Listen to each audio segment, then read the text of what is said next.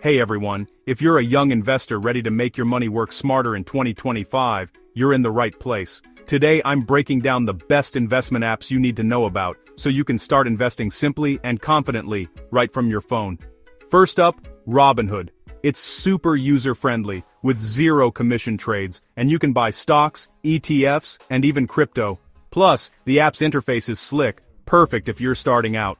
Next, check out Fidelity. This one is a powerhouse for research tools and offers zero-fee index funds.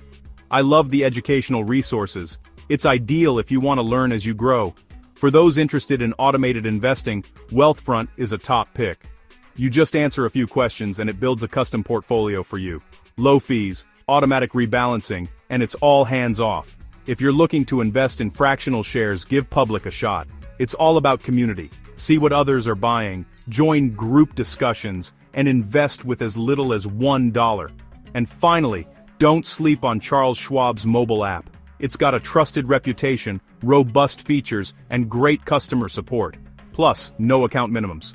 But remember, no app can guarantee profits. Take the time to research, set your goals, and never invest more than you can afford to lose. This video is for educational purposes only. Please do your own research before making any financial decisions.